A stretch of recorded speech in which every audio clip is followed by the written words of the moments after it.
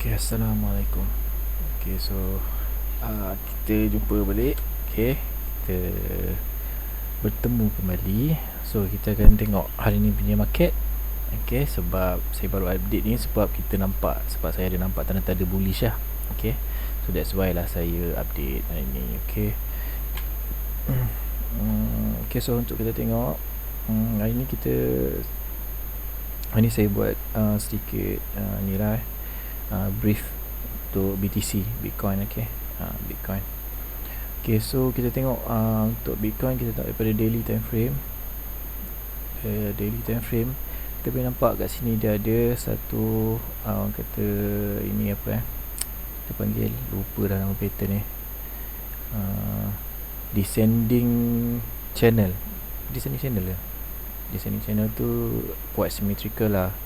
Ini lebih kurang descending wedge. Yes, descending wedge, sebab dia semakin kecil ke bawah kan, and then the break. So ini selalunya tanda-tanda reversal lah selalunya kalau untuk descending wedge ni. Okay, kita tengok kat sini dia dah break. Okay, the break, and then kita ada bigger trend line. Okay, bigger trend line dekat sini. Okay, di sini kita tarik sini dan dia dah pun break. Okay, dia dah break tu kat daily. So kita tengok kat 4 hours untuk lebih detail. Okay, so kita tengok dia dah pun break daripada descending wedges ni. Misalnya saya cakap kalau nak selamat kita beli selepas dia break dekat sini sebelum ni, ni line merah ni. Okay, around 51,000 ni adalah level yang selamat untuk kita beli.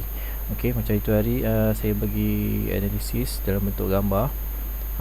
Dekat sini saya kata ada kemungkinan dia nak back to this level 49k. Okay, now dia dah pun back to 49, lebih ke bawah sedikit lah untuk dia retest di bahagian sini.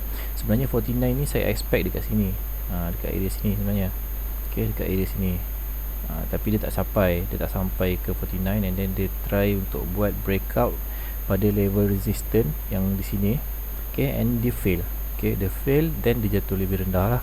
Okay, so saya cakap kalau dia break below this, and then our target support, dia break support ni, then our target is around 46k. Okay, 45.9, so 46k. Okay, this is our target untuk beli kalau dia break di support. Okay, tetapi kita boleh tengok dari segi inilah price action. Kalau dia berjaya hold this trend line, ini satu orang kata bullish lah, something yang bullish.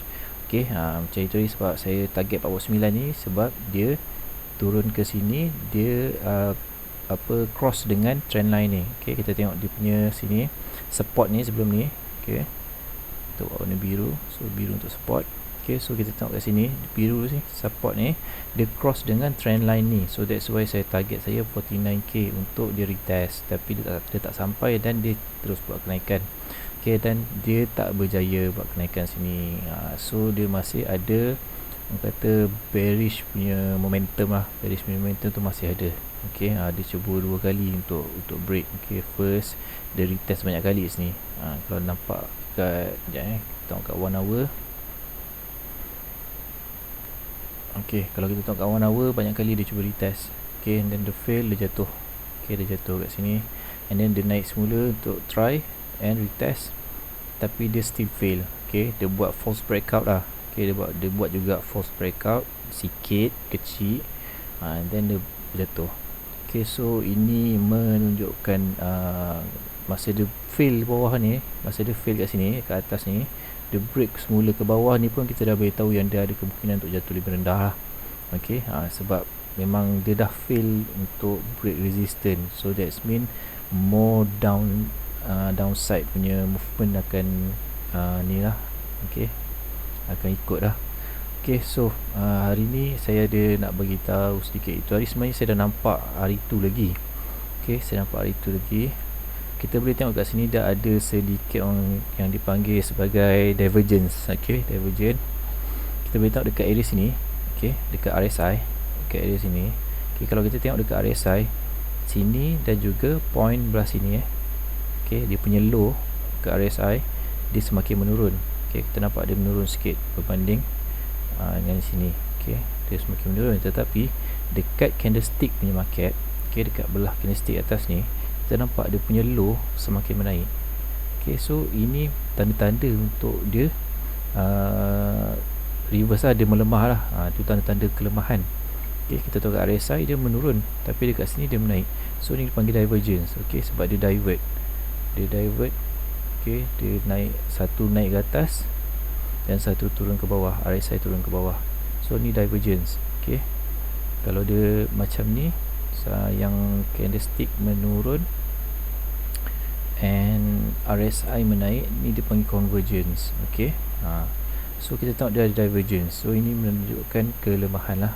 Maksudnya selepas tu kita boleh nampak downside movement lah. Okay, and memang betul pun. Okay, dia retest ke atas ni, then dia fail, dia turun. So kita tengok dia dah break. Okay, dia turun ke bawah. Okay, and lagi satu pun kita boleh tengok daripada dia punya high pun boleh tengok dari segi high dia. Okay, dia punya high kita boleh tengok dekat sini. Dia dekat RSI dia menurun. Okay, trend line dia downtrend. Okay, tetapi dekat candlestick ni dia menaik. Okay, so kita boleh tahu yang dia ada kata bearish momentum lah. Dia ada bearish momentum. Sebelum dia jadi kita dah boleh nampak lah. Okay, so kita nak tengok yang mana kita nak ikut. Okay, kalau untuk divergence dan convergence ni, kita tengok kepada RSI. Sebab RSI ni dia lebih kepada sebab nama pun RSI, Relative Strength Index. Strength, bukan? Kalau nama dia strength, kalau dia melemah, then kita tahu ada lemah. So kita tengok dekat sini, momentum dia lebih kepada momentum lah kita nak tengok. Okay, so kita tengok pada RSI. So kalau tengok dekat sini dia menaik, dia punya high, dia punya low ni menaik, tetapi dekat RSI dia menurun, then dia punya kekuatan tu semakin melemah sebenarnya. Okay, so tak lama lepas tu dia akan jatuh lah. Okay, so maybe lah tak teruk jatuh dia, cuma untuk siapa yang trade untuk trade yang dalam masa singkat, dalam masa seminggu macam tu, mungkin kalau tak tahu benda ni mungkin akan kerugian sikit lah. Okay, kalau jenis nak hold, tak ada masalah lah. Okay, kalau jenis yang macam swing trader ataupun position trader, so tak ada masalah, sebab diorang untuk long term, diorang tak, ini bagi diorang semuanya hanyalah noise je. Naik turun ni semua noise je sebenarnya. Tu untuk yang holder lah. Okay, ataupun orang panggil hodler. So tu untuk ni lah. Okay, so kita boleh tengok dia dah break semua tadi, macam awal saya cakap tadi. Now dia retest dekat trendline. Okay, dia tak berjaya retest dekat sini, dia tak dapat dekat trendline, so dia try retest dekat bawah ni. Okay, so kita tengok macam mana. Okay, kalau dia berjaya buat momentum ke atas, okay, dia berjaya hold berada di atas paras 49k ni. Okay, dia berjaya hold berada di atas paras 49k, then more upside movement kita boleh tengok lah. Okay, dan selalunya lah kalau ketiga kali dia retest, okay, kali ketiga dia retest, kalau dia break selalunya kalau kali ketiga dia retest tu dia akan naik lebih tinggi lah. Okay, dia akan break lah resistance tu selalunya lah. Kalau dia tak break, then kita boleh anggarkan yang dia akan turun lebih rendah lah. Okay, mungkin lebih rendah daripada 48k. Okay, mungkin dia akan menuju ke 45k ataupun 46k ni. Okay, kalau dia tak berjaya break this resistance lah. Okay, sebab dia dah test 3 kali tapi tak berjaya juga nak naik, tak berjaya juga break. So memang kemungkinan besar akan ada downwards movement yang agak besar lah. Okay, so untuk Bitcoin tu saja. Okay, so lagi satu saya nak tunjuk altcoin yang sangat-sangat orang kata berpotensi walaupun semasa Bitcoin tengah sideways macam ni. Okay, walaupun sideways macam ni, kita boleh tengok sesetengah altcoin ni sangat-sangat very good lah. Dia punya pergerakan dia sangat bullish. Okay, contoh Matic. Okay, kita boleh tengok Matic. Dia punya kenaikan tu, dia dah buat high lah, walaupun Bitcoin tak buat masih sideways dekat bottom kan. Masih sideways dekat bottom dia, tapi untuk Matic ni dia buat high. Dia buat ATH lagi. ATH lagi. Okay, Yes, dia buat ATH, all time high yang baru dia kata. Okay, so untuk Matic, siapa yang nak beli Matic sekarang saya tak showkan sebab dia dah naik tinggi. Okay, dia dah naik tinggi, saya tak showkan lah untuk beli. Kemungkinan one more leg up and then dia akan turun dengan teruk lah. Okay, dia akan turun dengan, orang kata retracement dia akan jadi dalam lah. Okay, sebab kalau tengok dari segi wave count pun untuk teori elite wave, kita boleh tengok 1, 2, 3, 4, 5. Okay, dia dah 5 count. Okay, dia dah 5 count. Okay, selalunya yang kali kelima ni lepas tu akan disusuli dengan retracement yang besar lah. Okay, so maybe around dia akan jatuh pada, kalau tengok kat sini pun tak banyak dia punya support. Okay, kalau dia berjaya hold 2.456, saya rasa nak turun jatuh lagi rendah ni, maybe 2.165 lah kot kita punya target, ataupun around this area. Okay, around 2.24. Okay, ni untuk Matic siapa yang nak beli Matic lah. Siapa nak beli Matic, tunggulah dia jatuh dulu. Okay, ataupun dekat area target area trend line ni. Okay, target area trend line. Okay, so untuk Matic, dia ada perbezaan sikit lah untuk Matic ni, sebab ada altcoin ni yang dia dah mula break daripada harga BTC, dia dah tak ikut harga BTC dah.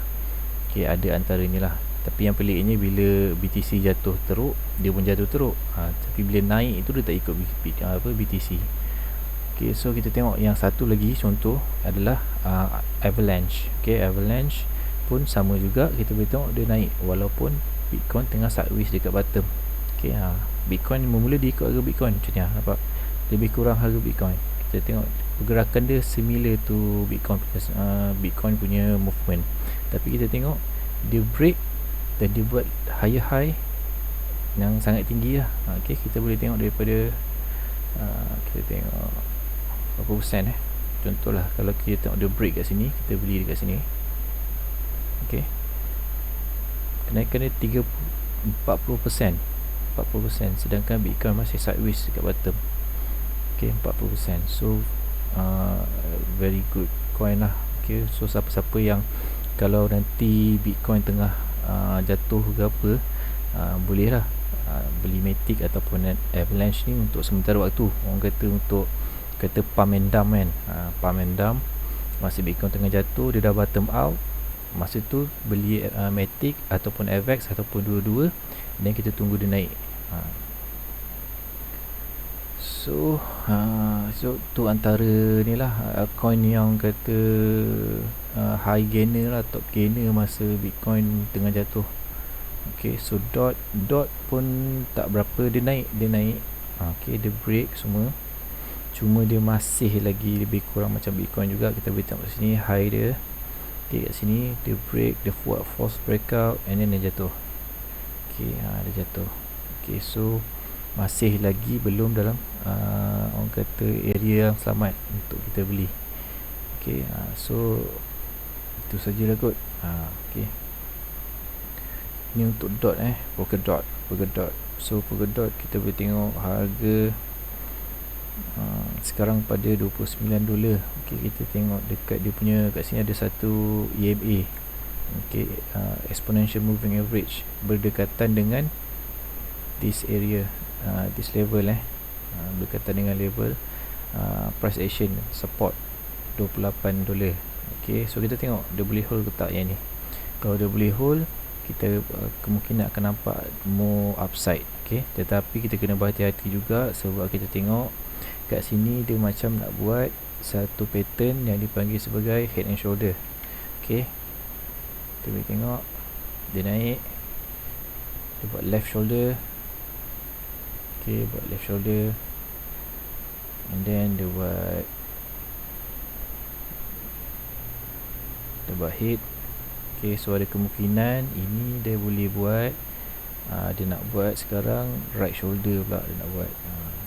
Ada kemungkinan dia buat right shoulder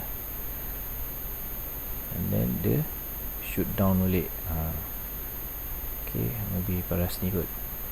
So ada kemungkinan nak buat pattern macam ni lah, sebab nampak kalau nak ikutkan sebelah sini nampak agak jelas lah dia nak buat pattern macam tu. So apa yang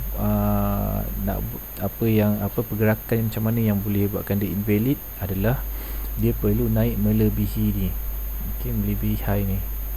Dia perlu break more than this high. Dia perlu break this high, then dia punya pergerakan head and shoulder ni, kemungkinan pattern head and shoulder ni akan jadi invalid lah. Dia akan jadi invalid, dan itu menunjukkan kenaikan lebih tinggi. Sebab dia dah pun break this ni, dia dah break this high. Dia dah berada pada, orang kata, pada level yang selamat lah, lebih selamat untuk kita beli. So itu untuk polka dot. Alright. Tadi kata nak buat briefly je kan. Tak apalah, kita tengok je lah terus semua.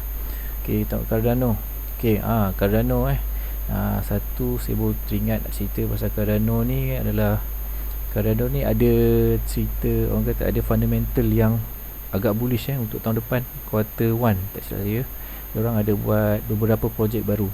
Beberapa projek baru antaranya adalah dia nak buat stable coin, macam USDT, cuma bezanya dia tak, harga tu dia tak peg pada USD punya dolar, tapi dia peg pada Cardano, pada ADA, pada dia punya coin ADA. So yang back dia punya nilai tu, nilai stable coin tu adalah Cardano coin. So itu pun agak bullish. Kita tengok macam mana, sebab macam sebelum ni pun Cardano punya projek, bila orang kata news keluar, dia naik sampailah tiba waktu dia launch, dia jatuh. Boleh jadi macam tu, orang kata buy the news, sell the buy the rumor, sell the news. Orang kata macam tu, buy the rumor, sell the news. Boleh jadi macam tu juga nak buat.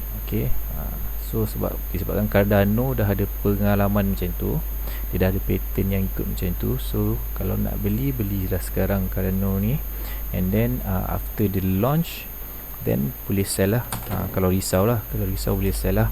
Sebab kalau nak ikutkan dari segi fundamental semata-mata, itu dah satu berita yang baik lah. Sebab dia nak buat stable coin dia sendiri, and then dia ada satu lagi projek, saya tak pasti projek apa, saya lupa. Saya baru baca itu hari. So ada beberapa projek yang agak bullish untuk Cardano untuk first quarter tahun depan. So agak bullish untuk ni lah, dari segi fundamental. So apa pun kita boleh tengok pada price action nantilah kemudian hari. So untuk Cardano kita tengok dia dah pun break this high. Dia dah break this high. Dia buat false breakout, tapi bagi saya ni bukanlah false ni, sebab dia masih berada di atas paras tu.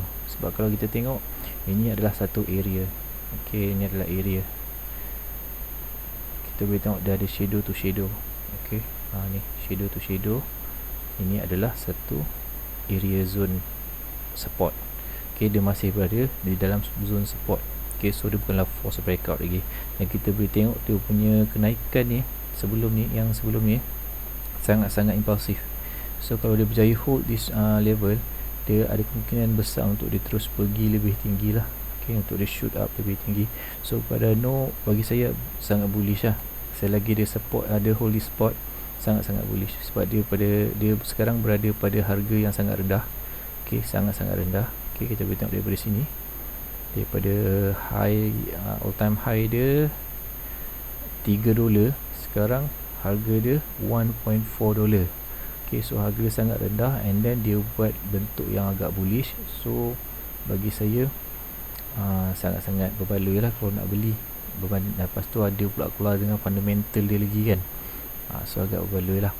So Cardano boleh expect untuk bullish the first quarter tahun depan. Boleh expect macam tu lah. So apa-apa pun kita tengok kemudian hari lah. So saya rasa itu saja. Apa orang kata, good hunting. Good hunting, and semoga dimurahkan rezeki semua. Amin.